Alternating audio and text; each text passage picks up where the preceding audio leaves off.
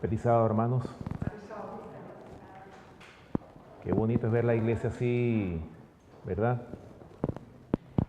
Con muchas almas, ¿verdad? En la casa del Señor. Qué bonito, ¿verdad? Tenemos todavía el privilegio de congregarnos, especialmente en estas iglesias de verdad presente. Gracias al Señor por eso. Tenemos que estar agradecidos por esta verdad que el Señor nos ha dado a cada uno de nosotros, ¿verdad? Así que, gloria a Dios por eso. Una de las grandes preocupaciones que muchas de las personas que vivimos en este país, especialmente aquellos que no tienen papeles, ¿verdad?, es el problema migratorio, ¿verdad? Es una de las cosas que nosotros hemos visto últimamente en las noticias. La gran preocupación que va a pasar, especialmente con las personas que han venido para acá, para trabajar, para levantar sus familias. ¿Qué va a suceder, verdad? Siempre hay como una expectativa, algo que uno no sabe lo que realmente va a suceder. Y muchos que vienen a este país tienen el anhelo del famoso sueño americano, ¿verdad? Muchas almas, ¿verdad? O el anhelo de muchas almas es el de lograr el famoso sueño americano, ¿verdad? Que algún día convertirse en ciudadanos de esta gran nación, un país que el Señor levantó para ser cuna del protestantismo verdadero, del mensaje de la palabra de Dios, de la verdad presente. ¿Y cuántos no hacen esfuerzos y hasta pagan grandes sumas de dinero para poder lograr ese famoso sueño americano, la residencia y hasta la ciudadanía americana? Ahora, ¿qué es más importante, hermanos? ¿Esto que va a perecer o ser ciudadanos de la nueva Jerusalén? ¿Qué será mejor? Así como nos esforzamos por alcanzar la residencia americana, la ciudadanía, ¿por qué no luchar para alcanzar la ciudadanía, una residencia que es para toda la eternidad? Maravilloso, ¿verdad? ¿Qué decía la lectura bíblica? Mateo capítulo 6, versículo 33. Vamos a comenzar con esta lectura, ¿verdad? Un versículo muy importante que nosotros conocemos. Recuerden que los grandes mensajes no son aquellos que son cargados de información. Los grandes mensajes son aquellos, mientras más sencillos sean, mucho más profundos para el entendimiento de todos, porque dice que hasta un niño puede entender la palabra de Dios. Mateo capítulo 6, versículo 33. Escuchen lo que dice. Palabras sencillas, palabras de Jesús, nuestro Salvador. Mas buscad primeramente ¿qué? El reino de Dios y su justicia. Y todas estas cosas os serán añadidas. Eso es todo lo que nosotros tenemos que buscar. ¿Acaso tenemos que afanarnos por ganar los tesoros de este mundo? ¿Qué dice el Señor aquí en su palabra? ¿Qué es lo primero que tenemos que buscar? Mas buscar primeramente el reino de Dios y su justicia. Y todo lo demás va a venir ¿cómo? Por añadidura. Y fíjense, nosotros tenemos un ejemplo. ¿Quién fue el que buscó primeramente el reino de Dios y su justicia? ¿Se acuerdan la historia de Salomón? ¿Verdad? Salomón, cuando el Señor se le muestra en visión, imagínense ustedes, y le pregunta, pídeme lo que quieras. Salomón pudo haberle pedido, ¿verdad?, la cabeza de sus enemigos o muchas riquezas, en fin, lo que él más anhelaba. ¿Y qué fue lo que le pidió Salomón? Señor, ¿cómo puedo yo gobernar tu pueblo tan grande? ¿Cómo puedo gobernarlo? Salomón lo que le pidió fue, dame sabiduría, Señor, para yo poder gobernar a tu pueblo tan grande. Porque ¿quién puede gobernar esta nación? ¿Y qué dice el relato bíblico? Y agradó a Jehová lo que Salomón había pedido. Es decir, hermanos, está en concordia perfecta con este versículo que es la lectura bíblica, como lo es Mateo capítulo 5, versículo 33. Mas buscad primeramente ¿qué? El reino de Dios y su justicia. ¿Por qué? Y todo lo demás va a ser añadido, ¿verdad que sí?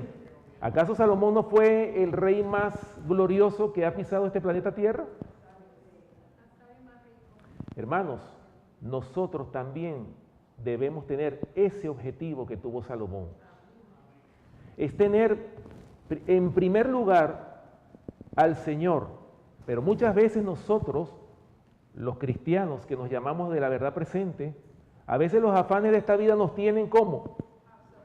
Nos tienen absorbidos de tal manera que al Señor lo ponemos hasta de último lugar y a veces ni nos acordamos de Él. A veces no nos acordamos ni siquiera de hacer el culto personal. Hermanos, la preparación no es cuando yo pueda o tenga tiempo. La preparación es de todos los días y en todo momento. Aún hasta en nuestro trabajo deberíamos estar elevando oraciones al Señor todo el tiempo. Ahora fíjense bien, hermanos, así como hay condiciones para alcanzar la residencia y la ciudadanía de este país, así también el Señor tiene condiciones y requisitos para ser ciudadanos de esa nueva Jerusalén, esa ciudad que el Señor fue a preparar para cada uno de nosotros. ¿O es que acaso el Señor no dijo eso en Juan capítulo 14? Voy pues a preparar lugar para vosotros. Y si me fuere, os prepararé lugar para que donde yo estoy, vosotros también estéis. Qué maravillosas palabras las del Señor. O sea, Él fue a preparar las moradas ahí en el cielo para todos y cada uno de nosotros. Hermanos, hay puestos, pero son puestos limitados. Tenemos que estar como los que van a las Olimpiadas. Cada 4 años, ustedes saben muy bien que se celebran las Olimpiadas. El mundo entero celebra eso. Y los atletas se preparan por esos 4 años un sacrificio estricto para alcanzar el primer puesto, porque no es que están luchando para alcanzar la medalla de bronce, no, están luchando ¿para qué? Para alcanzar el primer puesto, es decir, la medalla de oro. ¿Cuánto más nosotros que tenemos que pelear la buena batalla de la fe, como lo dice el apóstol Pablo? ¿Verdad? Golpeo mi cuerpo, no como quien golpea el aire, sino que me golpeo a mí mismo. ¿Por qué? Siendo yo heraldo para vosotros, pudiera yo perderme. Eso dijo el apóstol Pablo. O sea, se golpeaba. ¿Por qué? Ese es el sacrificio que nosotros necesitamos, al cual necesitamos someternos cada uno de nosotros. Como lo dice Romanos capítulo 12, versículo 1. Os ruego, hermanos, por las misericordias de Dios, que presentéis vuestros cuerpos en sacrificio vivo, santo, agradable a Dios, que es vuestro culto racional. Hermanos, el Señor no nos exige a nosotros que perdamos la vida por Él, en el sentido literalmente hablando. ¿Cuál es el sacrificio que el Señor nos exige? ¿Cuál es el sacrificio? Un sacrificio vivo, es decir, crucificar el yo, ese enemigo que no nos deja a nosotros alcanzar ese precioso galardón que es la salvación y la vida eterna. Pero fíjense, hermanos, vamos a mencionar cuáles son esos requisitos para poder alcanzar la ciudadanía de los cielos. Hay varios requisitos a los cuales nosotros tenemos que someternos para poder alcanzar esa residencia permanente, eterna, allá en los cielos. ¿Cuáles son? Primero, primera condición, primer requisito, creer en Dios y en su Hijo Jesucristo. ¿Creemos nosotros en Dios? ¿Conocemos realmente nuestro Padre que está en los cielos? ¿Conocemos al Hijo Cristo Jesús que murió por nosotros? Nosotros nos llamamos cristianos, pero ¿realmente conocemos al Señor? Para muchos el Señor es un extraño. Y por esa razón el primer requisito es ese, creer en Dios y ¿quién más? Y en su Hijo Jesucristo. Bueno, el versículo que les mencionaba, vamos a leerlo. Juan capítulo 14, miren qué versículo más hermoso. Juan capítulo 14, versículos del 1 hasta el 3. Preciosos versículos vamos a leer en esta mañana que, aunque lo sabemos, pero son para meditar realmente. Juan capítulo 14, versículos del 1 al 3 dice lo siguiente. No se turbe vuestro corazón. Creéis en Dios, creed también en mí. En la casa de mi Padre muchas moradas hay. Si así no fuera, yo os lo hubiera dicho. Voy pues a preparar lugar para vosotros. Y si me fuere y os prepararé lugar, vendré otra vez y os tomaré a mí mismo, para que donde yo estoy, vosotros también estéis. Miren qué palabra más importante dice el Señor aquí. ¿Qué es lo que el Señor nos exige a nosotros? Creéis en Dios y creed también en mí, dice el Señor. Y miren qué palabras más interesantes dice más adelante. En el versículo 3 dice, y si me fuere y os prepararé el lugar, vendré otra vez. Es decir, cuando el Señor venga por segunda vez, ¿a qué viene? Os tomaré a mí mismo. ¿Por qué el Señor Jesús no dijo, y los tomaré a ustedes? ¿Por qué no dijo eso? Porque el Señor, cuando venga a buscar a su pueblo va a reflejar su carácter de tal manera que Él se va a ver reflejado en sus hijos. Por eso dijo el Señor, y os tomaré a mí mismo, para que donde yo estoy, vosotros también estéis. Qué maravilloso, ¿verdad? Así que ese es el primer requisito, creer. Pero recuerden que el creer está asociado con el obedecer. Cuando nosotros creemos en algo, cuando uno cree en algo, uno vive eso. Y cuando creemos en Dios, significa obedecer al Señor. Eso significa creer. Porque muchos dicen, yo creo en Dios. ¿Cuál es el clamor o el dicho de la mayoría de los hombres de este mundo, hombres y mujeres? Bueno, yo creo en Dios, pero ¿tú le obedeces? Porque el creer está asociado con el obedecer. Implica obediencia. Esa es la primera condición o el primer requisito para alcanzar la ciudadanía de la Nueva Jerusalén. Segunda condición, segundo requisito que debemos cumplir, tener fe en Dios. La palabra fe, bueno, nosotros la hemos estudiado, ¿verdad? Vamos a buscarlo de todas formas, porque recuerden, en la repetición está la sabiduría, aunque la sepamos, ¿verdad? Hebreos capítulo 11, el capítulo de la fe. Hebreos capítulo 11, y vamos a leer los versículos del 1 al 3. Ahí está el concepto de lo que es la fe. Hebreos capítulo 11, y vamos a leer los versículos del 1 hasta el 3. Palabras sencillas, hermanos. Palabras que hasta un niño las puede entender. Escuchen lo que dice. Es pues la fe, la certeza de lo que se espera, la convicción de lo que no se ve. Porque por ella alcanzaron buen testimonio los antiguos. Por la fe entendemos haber sido constituido el universo por la palabra de Dios, de modo que lo que se ve fue hecho de lo que no se veía. Gloria a Dios por esas palabras. Hermanos, estas palabras que yo acabo de leer es una locura para los hombres de ciencia. ¿Cómo puede ser posible, verdad, que es la certeza de lo que se espera, la convicción de lo que no se ve? ¿Cómo puedo yo, dice la gente del mundo, cómo puedo yo estar convencido de algo que no se ve? Porque la ciencia, ¿cuál es el lema de la ciencia? Tenemos que demostrar lo que nosotros estamos afirmando con un experimento. Es demostrarle al mundo que lo que yo estoy diciendo es verdad, demostrándolo con un experimento científico. Por eso es que la ciencia, para la ciencia la palabra de Dios es locura. Pero ¿qué es la fe? La certeza de lo que se espera, la convicción de lo que no se ve. ¿Usted puede estar convencido de algo que no se ve? Claro que sí.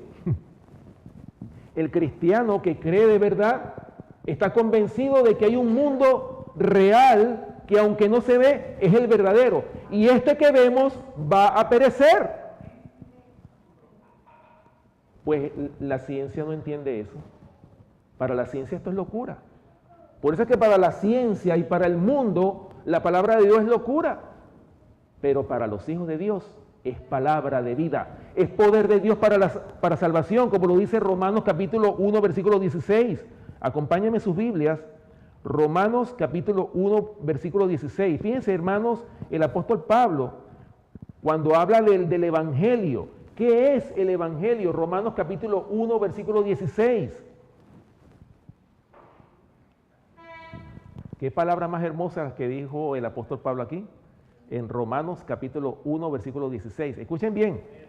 Dice, porque no me avergüenzo del Evangelio, gloria a Dios, porque es poder de Dios para salvación a todo aquel que cree, al judío primeramente y también al griego. ¿Lo ven? ¿Qué es el Evangelio? Es poder, hermanos. El Evangelio es poder de Dios, ¿para qué? Para salvación. Ahora, fíjense bien, hermanos, que estas son palabras, como decíamos, en cuanto a la fe, ¿verdad? La certeza de lo que se espera, la convicción de lo que no se ve. Hay otro versículo que lo explica mucho mejor y está en el Salmo 33, versículo 9. A mí me gusta mucho este versículo, porque este versículo nos demuestra que el Evangelio es poder de Dios para salvación. Salmo 33, versículo 9. Escuchen. Salmo 33, 9 dice, porque Él dijo y fue hecho, Él mandó y existió, gloria a Dios. O sea, ¿qué es lo que dice el Señor aquí? Por eso es que la palabra de Dios tiene poder y de hecho, nosotros vemos claramente cómo el Señor con su palabra creó los cielos y la tierra. O sea, Él dijo y ¿qué pasó? Y fue hecho. Él mandó y existió. Hermanos, palabras completamente contrarias a lo que la ciencia sostiene como verdad. Porque la ciencia dice que la materia, ¿saben lo que es la materia? O sea, todo lo que nosotros tocamos, eso es materia. Y que cada elemento, cada cosa tiene una composición molecular. O sea, y una molécula está constituida por varios átomos, diferentes tipos de átomos. Entonces la ciencia dice que la materia no se crea ni se destruye, sino se transforma. Eso dice la ciencia. Pero ¿qué acabamos de leer nosotros aquí en la palabra de Dios? Él dijo y fue hecho. Él mandó y existió. Gloria a Dios. O sea, hermanos, que podemos tener la certeza, ¿verdad?, de que la palabra de Dios tiene poder para salvación. Es decir, cuando nosotros clamamos al Señor y le pedimos perdón por nuestros pecados y que queremos ser una nueva criatura en Cristo Jesús, ¿acaso el Señor no tiene poder para transformar nuestras vidas? ¿Acaso el Señor no tiene poder para transformarnos completamente? Por esa razón es, hermanos, por esa razón es que la oración es muy importante. Por eso es que hay un corito que dice, ¿verdad? Cuando el pueblo de Dios ora, suceden cosas maravillosas. Hermanos, ¿la oración tiene poder, sí o no? Nosotros necesitamos ejercer más fe. Y todos los días el Señor nos está probando en cosas pequeñas. Y en esas cosas pequeñas a veces fallamos.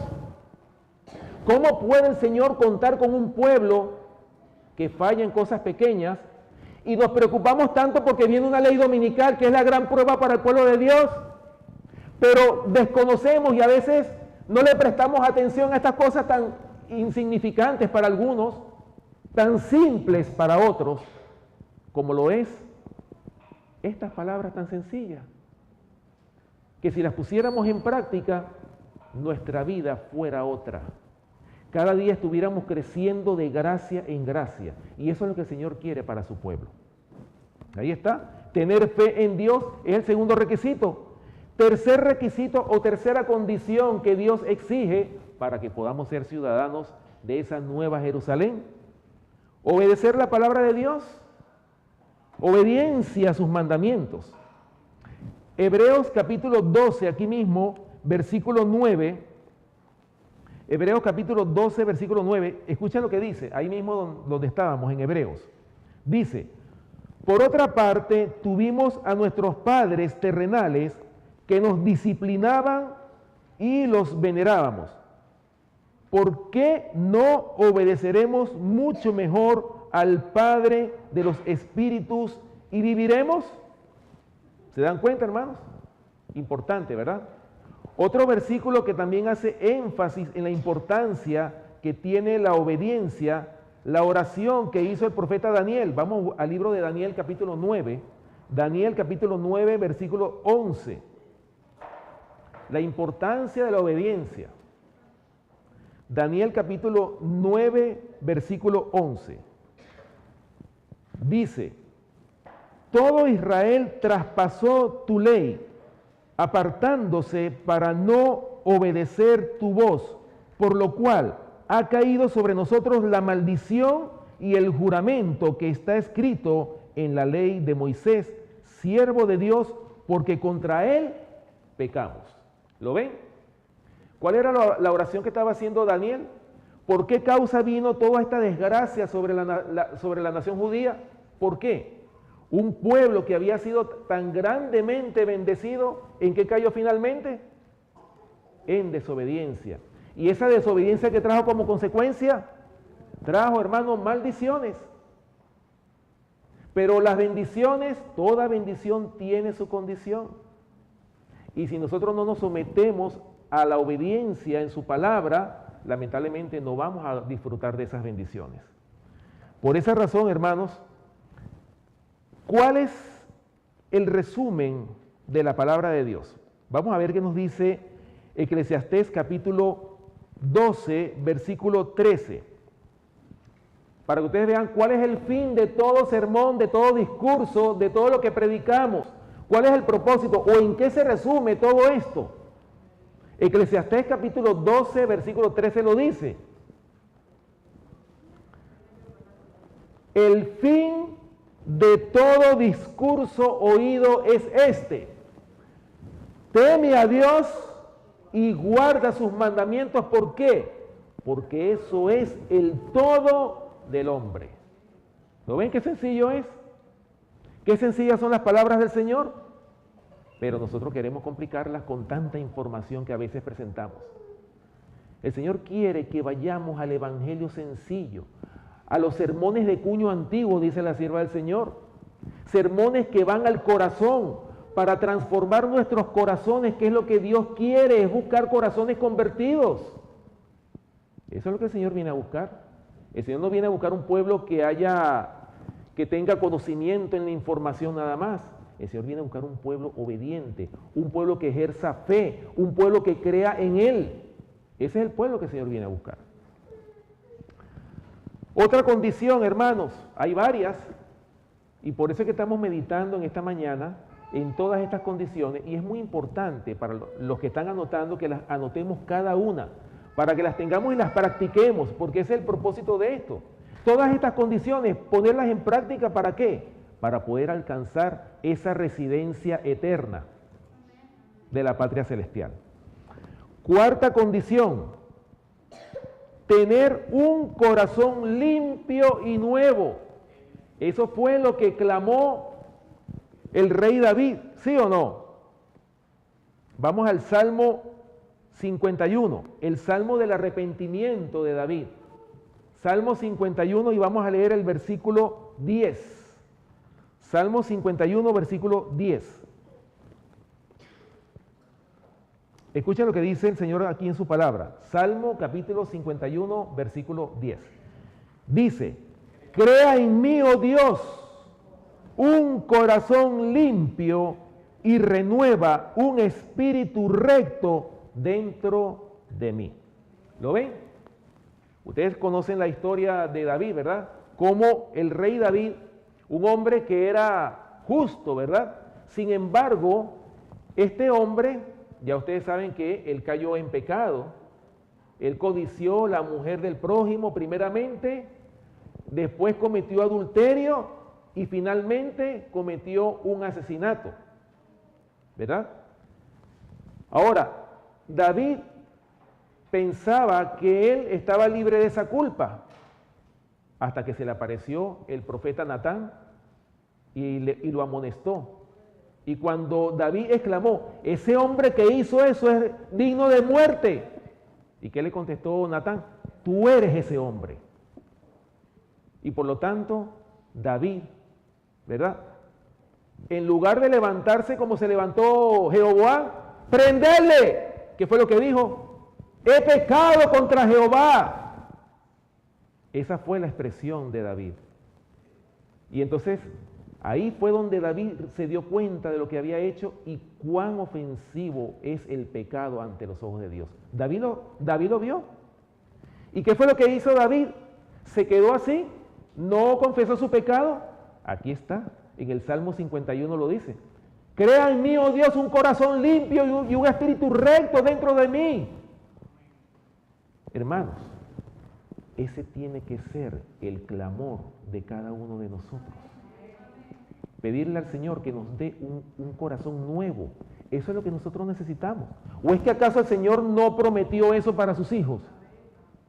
Darnos un corazón nuevo. Porque si tenemos un corazón de piedra, que es testarudo y no quiere arrepentirse de nuestro pecado o nos queremos justificar en el pecado, hermanos, el Señor ha prometido, ¿verdad?, que nos va a dar un nuevo corazón. Pero hay que pedírselo en oración. Esa es la cuarta condición, ¿verdad? Quinta condición, amar a Dios. El amor a Dios. ¿Entendemos el concepto de la palabra amor?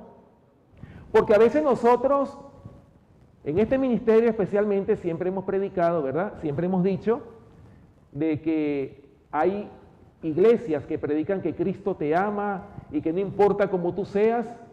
Si eres una persona que tienes defectos de carácter, eso no importa, porque cuando Cristo venga, Él te va a quitar esos defectos y tú vas para el cielo. No te preocupes, Él murió por ti y somos salvos por gracia. Ese es el amor que mata. Pero hay un amor que salva. Y ese amor todavía nosotros no lo hemos comprendido. ¿No lo hemos comprendido? Bueno, el apóstol Pablo, yo creo que comprendió algo de ese amor, porque es tan grande el amor de Dios, que es lo que se conoce como el misterio de la piedad. Así lo define el apóstol Pablo. Vamos a leerlo en 1 Corintios capítulo 13. El apóstol Pablo definió, aquí en 1 Corintios capítulo 13, definió lo que era el amor de Dios, el amor verdadero. 1 Corintios capítulo 13 y vamos a leer los versículos, primeramente los versículos del 1 al 3. 1 Corintios capítulo 13, versículos del 1 al 3 primeramente.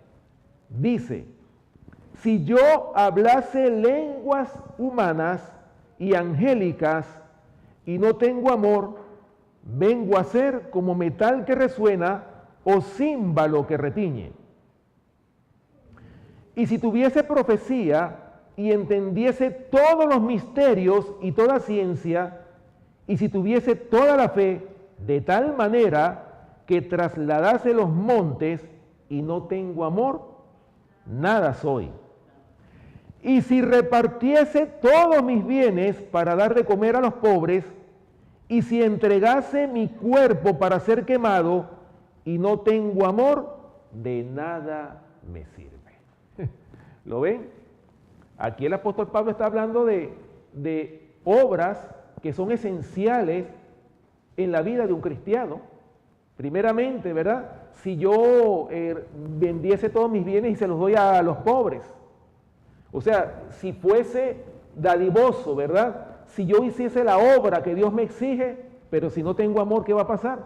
De nada me sirvió haber estado tantos años en el mensaje. O llamarme cristiano. ¿Sí o no? Pero fíjense lo que sigue diciendo los versículos del 4 al 8. Para que ustedes vean el concepto de la palabra amor, del amor verdadero que nosotros deberíamos de tener. Dice el versículo 4 en adelante, dice, el amor es sufrido, es benigno, el amor no tiene envidia, el amor no es jactancioso, no se envanece, no hace nada indebido, no busca lo suyo, no se irrita, no guarda rencor, no se goza de la injusticia, mas se goza de la verdad. Todo lo sufre, todo lo cree, todo lo espera, todo lo soporta. Finalmente dice el versículo 8, el amor nunca deja de ser, pero las profecías se acabarán y cesarán las lenguas y la ciencia acabará. ¿Se dan cuenta, hermanos?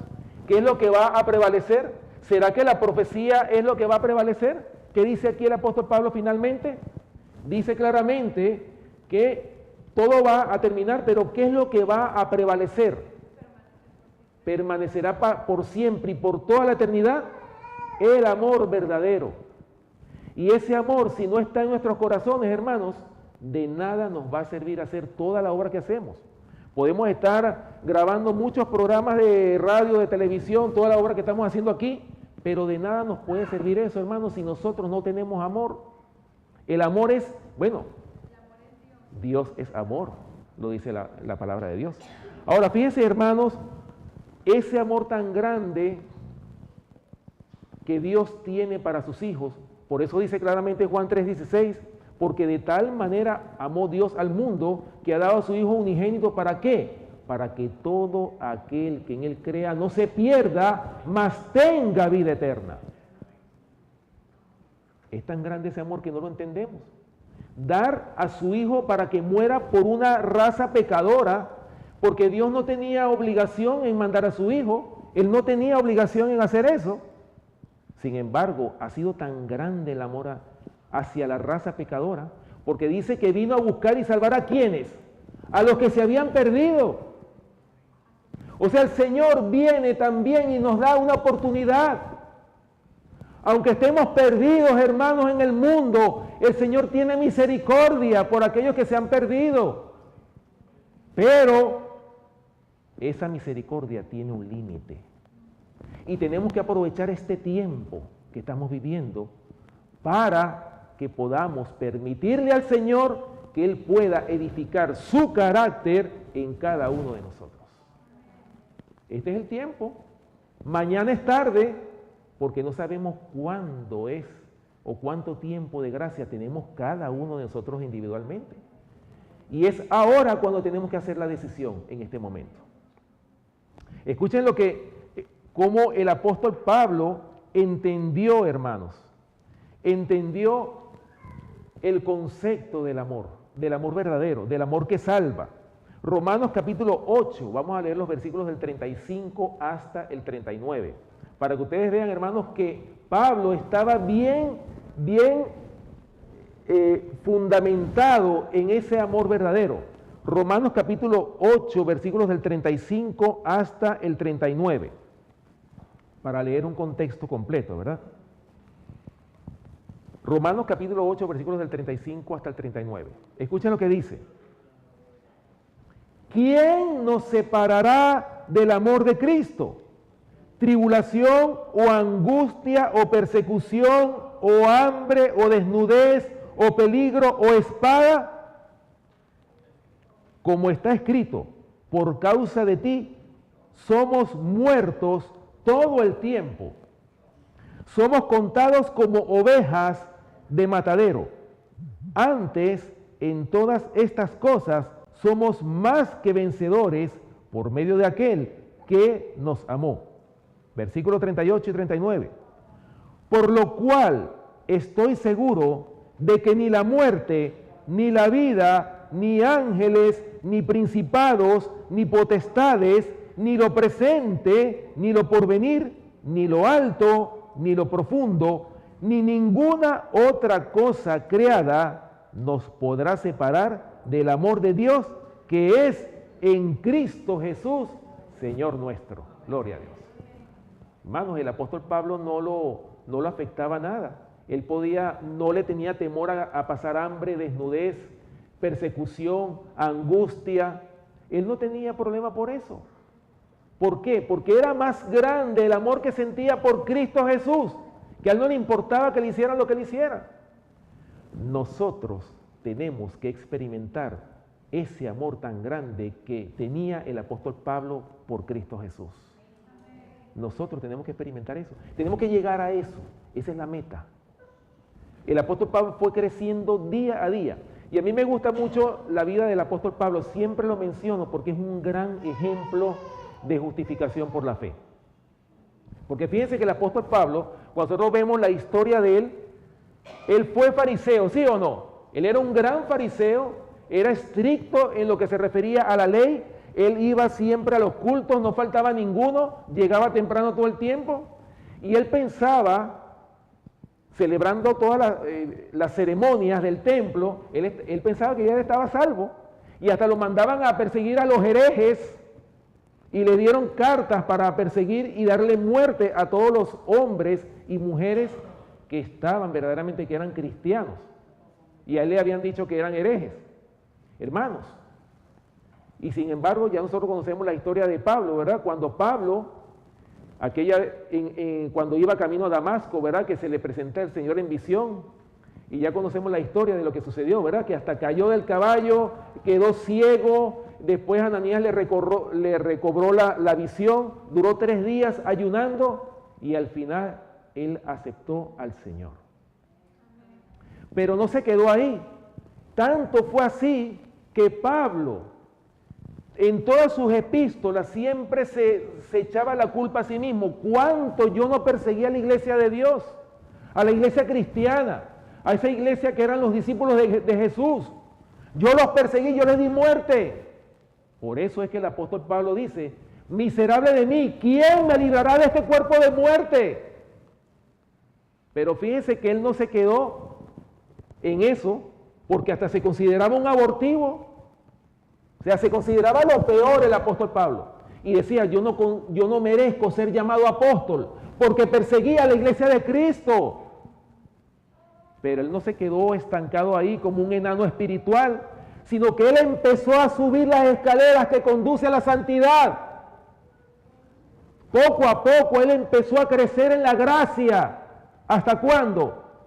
Hasta que ya, cuando fue puesto en la cárcel, cuando escribió la última epístola que fue al joven Timoteo, la segunda carta, exclamó de una manera muy diferente y dijo, he acabado la carrera, he guardado la fe, por lo demás me está guardada la corona de vida, el cual me dará el Señor juez justo y santo, y no solo a mí, sino a todos aquellos que aman su venida.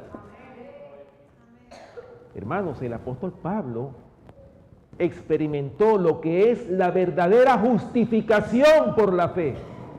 Esa es la justificación por la fe que todos nosotros debemos experimentar hasta llegar el momento en que nosotros mismos podamos estar seguros de que el Señor nos ha sellado para salvación y para vida eterna. Eso es la justificación por la fe. Nosotros estamos llamados a vivir esa experiencia. Por eso es que nosotros tenemos que subir los peldaños diariamente. Nuestra vida se debe caracterizar en eso. Y no conformarnos con esta vida, hermanos. Una vida llena de dolor, de angustia, de enfermedad, de maldad, de tantas cosas que afligen al ser humano. Pero esto se va a acabar muy pronto. Pero hay algunos que como que no desean que Cristo venga, porque todavía están afanados en sus negocios, en los afanes de este mundo. Pero el Señor viene a liberarnos, hermanos, del pecado, de todo este mal, porque esta primera tierra y este primer cielo van a perecer, pero aquel mundo que no vemos va a ser el eterno.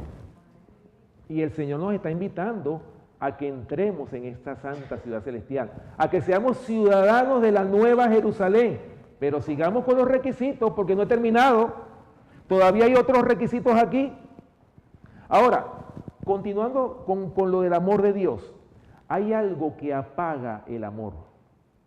¿Y saben qué es lo que apaga el amor? Vamos a buscarlo en Mateo capítulo 24, versículo 12. En las señales del pronto regreso de nuestro Salvador Cristo Jesús, cuando le dijo a sus discípulos cuáles eran las señales del pronto regreso de Cristo, ¿verdad?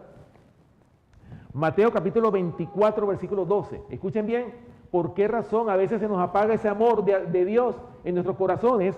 Dice claramente el verso 12, y por haberse multiplicado la maldad, ¿qué dice? El amor de muchos, ¿qué? Se enfriará. ¿Será que nos está pasando eso a nosotros? ¿Cómo éramos cuando conocimos este evangelio en comparación a cómo somos ahora? ¿Será que cuando comenzamos, cuando estaba ese primer amor, será que menguó ese amor por causa de la maldad? ¿Se dan cuenta, hermanos, cuánto daño hace el pecado que apaga ese amor? Cuando nos liberemos del pecado, ¿qué va a pasar? Nada podrá apagar ese amor en Cristo Jesús. ¿Ok? Otra condición más.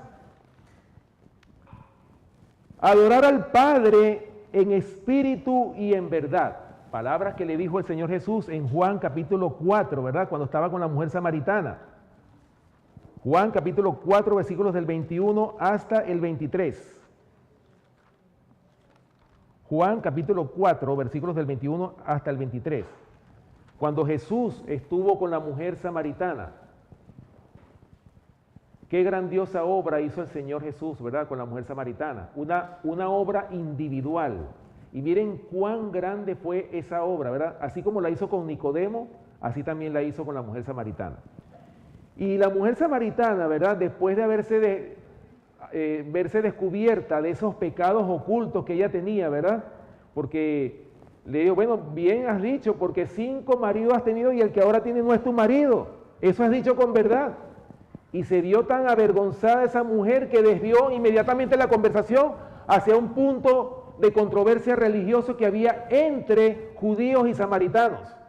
Y fue cuando le dijo, la mujer samaritana le dijo, nuestros padres adoran aquí en Samaria y ustedes dicen que es en Jerusalén.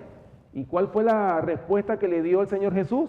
Aquí en Juan capítulo 4, versículos del 21 hasta el 23. Escuchen lo que dice. Jesús le dijo, mujer, créeme que la hora viene cuando ni en este monte ni en Jerusalén adoraréis al Padre. Vosotros adoráis lo que no sabéis, nosotros adoramos lo que sabemos. ¿Por qué? Porque la salvación viene de los judíos, mas la hora viene y ahora es cuando los verdaderos adoradores adorarán al Padre, ¿en qué? En espíritu y en verdad.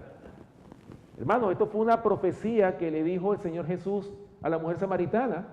O sea, va a llegar el momento en que van a haber verdaderos adoradores que van a adorar al Padre, ¿en qué? En espíritu y en verdad. Es decir, un remanente escogido por gracia que iba a cumplir con esas condiciones, que iba a adorar así como les mencionaba con el apóstol Pablo, que no lo podía apartar nada de ese amor tan grande que Pablo sentía por su amado Jesucristo, ¿verdad? Así que ese es otro requisito para poder formar parte, ¿verdad?, de esa ciudadanía de la Nueva Jerusalén. Otra condición importante, hermanos, muy importante, alcanzar la santidad que dice Hebreos 12, 14, versículo que conocemos nosotros, ¿verdad? Hebreos capítulo 12, versículo 14. Ahí está la condición que nosotros debemos cumplir, una de las tantas condiciones que debemos cumplir para formar parte de esa ciudadanía celestial. Hebreos capítulo 12, versículo 14. Escuchen lo que dice. Seguid la paz con todos y la santidad, sin la cual nadie verá al Señor. ¿Lo ven? Importante, hermanos, la santidad es un requisito indispensable para poder entrar en la santa ciudad celestial. Otra condición más, recibir el Espíritu Santo. Y los apóstoles en Hechos, vamos a Hechos capítulo 1, ¿verdad? ¿Cuál era la preocupación, la pregunta que los apóstoles le hicieron al Señor? Hechos capítulo 1, versículos del 6 al 8. ¿Cuál fue la pregunta que los apóstoles, después que vieron que el Señor había resucitado, que se habían convencido que Él era el Hijo de Dios, el Mesías prometido, y que ya habían sido aclarados todas sus dudas que ellos tenían, ¿verdad? ¿Cuál fue la pregunta que le hicieron los discípulos a Jesús antes de irse al cielo? En el día número 40 ya para irse al cielo. Versículos 6 al 8 de Hechos capítulo 1 dice, entonces los que se habían reunido le preguntaron diciendo, Señor, ¿restaurarás el reino a Israel en este tiempo? ¿Y qué le contestó el Señor? Y le dijo, no os toca a vosotros saber los tiempos y las sazones que el Padre puso en su sola potestad. Pero recibiréis poder cuando haya venido sobre vosotros el Espíritu Santo y me seréis testigos en Jerusalén, en toda Judea, en Samaria y hasta lo último de la tierra. Hermanos, ellos se habían preocupado, ¿por qué? Porque ellos pensaban que Jesús era el que los iba a libertar. Ellos no estaban viendo tanto al Mesías en Jesús. Ellos lo que querían era un libertador, porque ya tenían ese yugo romano encima todo el tiempo, por muchos años, y ellos anhelaban ser una patria libre. ¿Pero qué les dijo el Señor? No os toca a vosotros saber los tiempos y las sazones. Es decir, dicho en términos modernos, no os toca a vosotros saber cuándo van a firmar la ley dominical. No les importa eso. A ustedes lo que les interesa es, recibiréis poder cuando haya venido sobre vosotros el Espíritu Santo y me seréis testigos. Los verdaderos testigos de Jehová, eso es lo que el Señor quiere que seamos. Verdaderos testigos de Jehová. Eso es lo que el Señor quiere para su pueblo. Pero para poder ser verdaderos testigos de Jehová, tenemos que tener el Espíritu Santo morando en cada uno de nosotros. ¿Lo ven? Así como fueron los discípulos.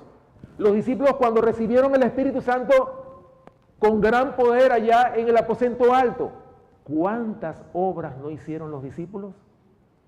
¿Cuán grande no fue esa obra que hicieron de proclamar ese mensaje que los discípulos, cada día se añadían a la iglesia los que habían de ser salvos?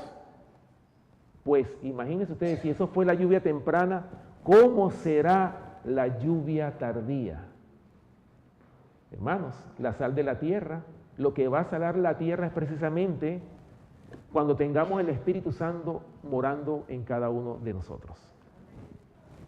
Bueno, otra condición importante, escudriñar las Escrituras para que podamos estar en la sana doctrina. Bueno, el Señor lo dijo en Juan 5:39, ¿verdad? Vamos a buscarlo. Juan capítulo 5, versículo 39. Escuchen bien, palabras sabias del Señor. El Señor no nos mandó, ¿verdad?, a escuchar mensajes de otros, simplemente el Señor nos dijo ¿qué? Estudiar por ustedes mismos, ¿sí o no? Juan capítulo 5, versículo 39 dice claramente, escudriñad las Escrituras, porque a vosotros os parece que en ellas tenéis la vida eterna y ellas son las que dan testimonio de mí, dijo el Señor. O sea, para poder conocer al Señor, ¿qué es lo que pide Él? Para poder conocer a ese Salvador, Cristo Jesús, el Señor nos manda a cada uno de nosotros a escudriñar por nosotros mismos las Santas Escrituras. Pero hay muchos que dicen, pero bueno, es que lo que pasa es que yo no estudié teología, ¿cómo voy a hacer? El pastor de la iglesia sí sabe, pero yo no he estudiado, ¿cómo hago? ¿Acaso el Señor no dice en su palabra, si alguno tiene falta de sabiduría, pídasela al Señor? ¿No dice eso el Señor en su palabra? Entonces, cualquier persona, por más humilde que sea, aunque no tenga estudios, aunque no sepa escribir, yo conocí uno en Venezuela, un hermano, por muchos años, el hermano siempre mandaba a leer versículos. Y cuando pasaron unos 2 o 3 años de haberlo conocido, me enteré que él no sabía ni leer ni escribir. Y el hermano predicaba el Evangelio. Se conocía los versículos de memoria, no sabía leer ni escribir, pero predicaba la palabra. ¿Se dan cuenta? O sea, hermanos, que el Señor le puede dar conocimiento a todo aquel que le pida al Señor con fe: Señor, dame sabiduría para poder entender tu palabra. Dame sabiduría. Y el Señor la va a dar en abundancia, así como se la dio a Salomón, igualmente. Así que eso es otra condición, otro requisito, hermanos, para que estemos en la sana doctrina y, por supuesto, poder alcanzar la salvación y la vida eterna. Porque dice claramente, en ellas, o sea, en la palabra de Dios, en ellas tenéis la vida eterna y ellas son las que dan testimonio de mí. Bueno, otra más, la oración ferviente, como lo habíamos dicho. Otra condición más, predicar el Evangelio, como se lo dijo el apóstol Pablo a Timoteo. Vamos a 2 de Timoteo, capítulo 4, del 1 al 5. Porque eso nos ha mandado el Señor. Ese fue el legado o la instrucción que el Señor nos dejó a cada uno de nosotros. 2 de Timoteo, capítulo 4, versículos del 1 al 5. Escuchen las instrucciones que Pablo le da a Timoteo. Recuerden que ya Pablo estaba ya por ser sacrificado y ya le estaba entregándole su ministerio al joven Timoteo, que era la persona más idónea para continuar la obra que Pablo ya estaba dejando. 2 de Timoteo capítulo 4, versículos del 1 hasta el 5. ¿Ya lo tienen todos? Dice: te encarezco delante de Dios y del Señor Jesucristo, que juzgará a los vivos y a los muertos en su manifestación y en su reino, que prediques la palabra, que instes a tiempo y fuera de tiempo, redarguye, reprende, exhorta con toda paciencia y doctrina, porque vendrá tiempo cuando no sufrirán la sana doctrina, sino que teniendo comezón de oír, se amontonarán maestros conforme a sus propias concupiscencias, y apartarán de la verdad el oído y se volverán a las fábulas. Versículo 5. Pero tú sé sobrio en todo, soporta las aflicciones, haz obra de evangelista, cumple tu ministerio. Esas fueron las instrucciones que Pablo le dejó a Timoteo antes de ser sacrificado. Y son las mismas instrucciones que el Señor nos deja a cada uno de nosotros. Así que nosotros, todos los que estamos aquí sentados, tenemos una gran responsabilidad. ¿Cuál es la responsabilidad que tenemos? Predicar el Evangelio a toda nación, tribu, lengua y pueblo. Y así lo dice el mensaje de los 3 ángeles, ¿verdad? Porque no son ángeles literales los que están predicando el Evangelio, sino son mensajeros. Temed a Dios y dale gloria. ¿Por qué? Porque la hora de su juicio ha llegado, y adorad a aquel que hizo el cielo, la tierra, el mar y las fuentes de las aguas. Ahora, cumpliendo todo esto, hermanos, todos estos requisitos y muchos más que nos exige el Señor en su palabra, ¿verdad? Ante todas estas condiciones que debemos cumplir, nos parecerá casi imposible, ¿verdad?, de lograr alcanzar la salvación, la ciudadanía de la Nueva Jerusalén. El apóstol Juan lo manifestó al ver en visión la magnitud del conflicto contra la bestia y la imagen de la bestia. Así lo dice el mismo apóstol Juan en Apocalipsis. Vamos a leerlo, Apocalipsis capítulo 13, versículos 3 y 4, para que ustedes vean, hermanos, ¿Cuál fue la expresión del apóstol Juan en la isla de Patmos cuando recibió la visión de la bestia de 7 cabezas y 10 cuernos? Que ya nosotros sabemos a quién representa, ¿verdad? Aquí en Apocalipsis capítulo 13. Pero vamos a leer los versículos 3 y 4. Dice: vi una de sus cabezas como herida de muerte, pero su herida mortal fue sanada, y se maravilló toda la tierra en pos de la bestia. Versículo 4, fíjense lo que dice el versículo 4. Y adoraron al dragón que había dado autoridad a la bestia, y adoraron a la bestia diciendo: ¿quién como la bestia y quién podrá luchar contra ella? O sea, ¿qué vio el apóstol Juan en esta visión? O sea, ¿quién va a poder con esta bestia de 7 cabezas y 10 cuernos? Contra este monstruo religioso, contra este nuevo orden mundial. ¿Quién va a poder con esto? O sea, el apóstol Juan pensó que nadie podía vencer. Pero el Señor le muestra, más adelantito en Apocalipsis capítulo 15, le muestra un pequeño remanente que sí alcanzó la victoria sobre la bestia y sobre la imagen de la bestia. Gloria a Dios. Apocalipsis capítulo 15, versículo 2, lo dice claramente.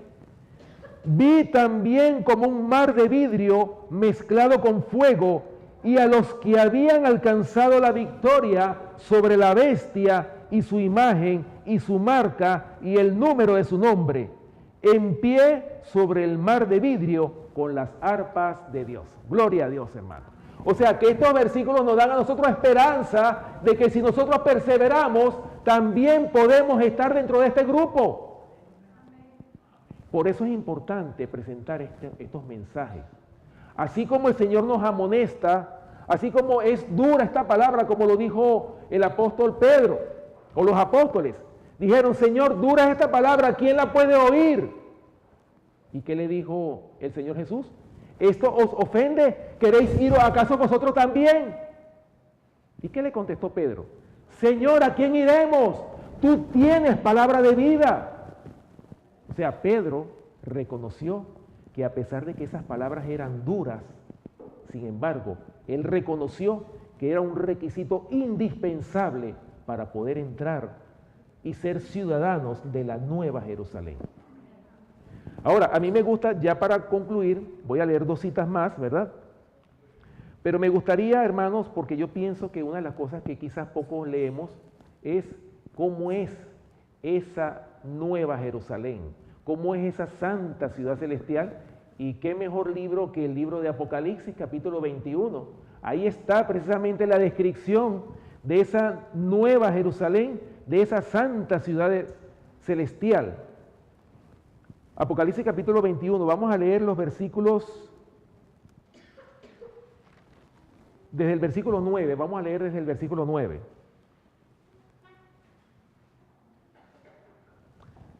Apocalipsis capítulo 21, desde el versículo 9 vamos a leer, dice lo siguiente. Vino entonces a mí uno de los 7 ángeles que tenía las 7 copas llenas de las 7 plagas postreras, y habló conmigo diciendo: ven acá, yo te mostraré la desposada, la esposa del Cordero. Y me llevó en el espíritu a un monte grande y alto, y me mostró la gran ciudad santa de Jerusalén, que descendía del cielo de Dios, teniendo la gloria de Dios, y su fulgor era semejante al de una piedra preciosísima, como piedra de jaspe, diáfana como el cristal. Tenía un muro grande y alto con 12 puertas, y en las puertas 12 ángeles y nombres inscritos, que son los de las 12 tribus de los hijos de Israel. Al oriente 3 puertas, al norte 3 puertas, al sur 3 puertas, y al occidente 3 puertas. Y el muro de la ciudad tenía 12 cimientos, y sobre ellos los 12 nombres de los 12 apóstoles del Cordero. El que hablaba conmigo tenía una caña de medir de oro para medir la ciudad y sus puertas y su muro. La ciudad se hallaba establecida en cuadrado, y su longitud era igual a su anchura, y él midió la ciudad con la caña, 12.000 estadios. La longitud, la altura y la anchura de ella son iguales. Y midió su muro 144 codos de medida de hombre, la cual es de ángel. Versículo 18 dice, el material de su muro era de jaspe, pero la ciudad era de oro puro, semejante al vidrio limpio.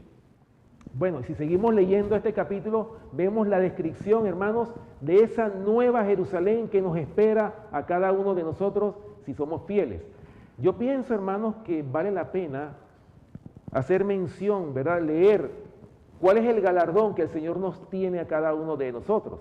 Imagínense ustedes que la palabra de Dios dice, cosa que ojo no vio ni oído oyó, son las que el Señor tiene preparados para sus hijos fieles, para todos aquellos que cumplan con estos requisitos y puedan entrar, ¿verdad?, con esa visa o con esa residencia o con esa ciudadanía a la santa ciudad celestial.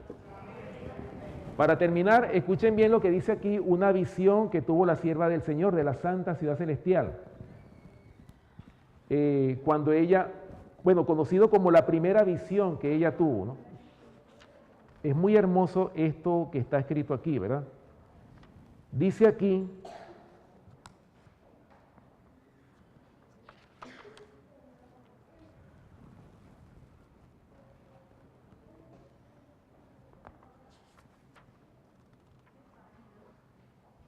dice, en la página 16, primeros escritos, dice, juntos entramos en la nube y durante 7 días fuimos ascendiendo al mar de vidrio, donde Jesús sacó coronas y nos las ciñó con su propia mano. Nos dio también arpas de oro y palmas de victoria. En el mar de vidrio los 144.000 formaban un cuadrado perfecto. Algunas coronas eran muy brillantes y estaban cuajadas de estrellas, mientras que otras tenían muy pocas y sin embargo todos estaban perfectamente satisfechos con su corona. O sea que aquí no había envidia, no, es que tú tienes más corona que yo, entonces, oye, ¿por qué no me pusiste más coronas a mí? No, todo el mundo estaba ¿cómo? Estaba, o sea, con las estrellas, ¿verdad? O sea, estaban conformes con las estrellas que tenía su corona. Sigue diciendo, iban vestidos con un resplandeciente manto blanco desde los hombros hasta los pies. Había ángeles en todo nuestro derredor mientras íbamos por el mar de vidrio hacia la puerta de la ciudad. Jesús levantó su brazo potente y glorioso y, posándolo en la perlina puerta, la hizo girar sobre sus relucientes goznes y nos dijo, en mi sangre lavasteis vuestras ropas y estuvisteis firmes en mi verdad. Entrad. Todos entramos con el sentimiento de que teníamos perfecto derecho a entrar en la ciudad. Hermanos, qué maravilloso, ¿verdad? Bueno, y toda esta visión nos describe realmente qué precioso es el reino de los cielos. Con las palabras que nos permite la pluma. La sierva del Señor dice que las palabras son insuficientes para describir lo que ella había visto en visión. ¿Acaso, hermanos, no vale la pena realmente hacer un esfuerzo? ¿No valdrá la pena hacer un sacrificio para alcanzar esa ciudadanía de la nueva Jerusalén? Por eso, mis amados hermanos, no le permitamos al enemigo que gane la victoria sobre nosotros. Nosotros somos los que decidimos quién va a ganar la victoria sobre nosotros. O el Señor Jesús o el enemigo de las almas. Pero el Señor no fuerza a nadie. El Señor nos ha puesto, hemos nacido todos y cada uno de nosotros con un propósito. ¿Sabe cuál es el gran propósito de la vida? Es simplemente tomar una decisión. Con ese propósito hemos nacido nosotros. ¿Cuál decisión debemos tomar? Hemos nacido y enfrente de nosotros tenemos 2 caminos. ¿Cuál de esos 2 caminos vamos a tomar? ¿Será que el camino estrecho es muy difícil y nos vamos a ir por el camino más fácil? ¿O vamos a hacer un esfuerzo dentro de lo que la naturaleza humana nos lo permita para alcanzar la salvación y la vida eterna? Hermanos, queda de nosotros que luchemos, perseveremos en oración, le pidamos al Señor en oración: Señor, crea en mí un nuevo corazón, una nueva criatura, ayúdame a ser limpio de pecado y alcanzar esa preciosa salvación que tú has edificado para cada uno de nosotros. Pero va a depender de la decisión que tomemos. ¿Cuál decisión vas a tomar tú, mi querido hermano, en esta mañana?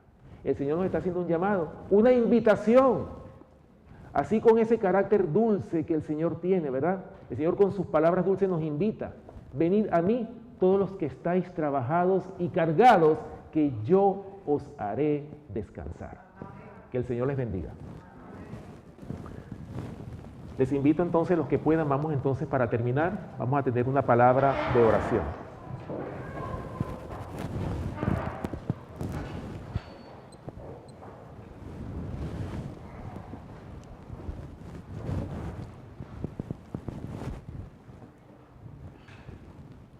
Amante Padre que moras en los cielos, Señor, gracias por tu palabra en esta mañana. Gracias, Señor, porque tú diste a tu Hijo amado Cristo Jesús para que muriese por cada uno de nosotros. Gracias porque a través de esa preciosa sangre somos limpios de pecado y de toda iniquidad. Señor, ayúdanos en nuestras debilidades. Todos y cada uno de nosotros, los que estamos aquí postrados ante ti, conocemos nuestras debilidades, Señor, en que estamos fallando y en que te hemos fallado, Señor. Y por esa razón te rogamos, aquí arrodillados, que tú nos ayudes a que podamos vencer nuestras debilidades, que tú nos des la fortaleza para poder vencer al enemigo de las almas, que constantemente nos tienta para que caigamos en tentación. Pero tú eres un Dios poderoso, que nos das la fortaleza y nos ayudas en los momentos de debilidad. Te pedimos, Señor, que tú nos ayudes a que podamos ser sellados para vida eterna, que podamos cumplir con todos estos requisitos. Pero aunque cumplamos con estos requisitos, Señor, sabemos que nadie es salvo por obras, sino que es por tu gracia que somos salvos. Y por esa razón te rogamos, Padre Celestial, ayúdanos a cada uno de nosotros a crecer en la gracia que solo Cristo Jesús nos puede dar. Bendice a cada iglesia de este ministerio, Señor. Bendice a cada iglesia de otros ministerios que estamos comprometidos en la verdad presente. Ayúdanos a que cada día podamos crecer en esa gracia que tú nos has dado a cada uno de nosotros.